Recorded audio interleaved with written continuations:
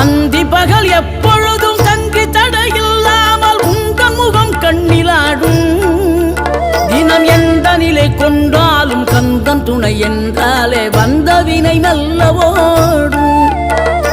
பணம் பதவி தேவையில்லை பொன்பொருளும் நாடவில்லை முருகாவும் அருள் போதுமே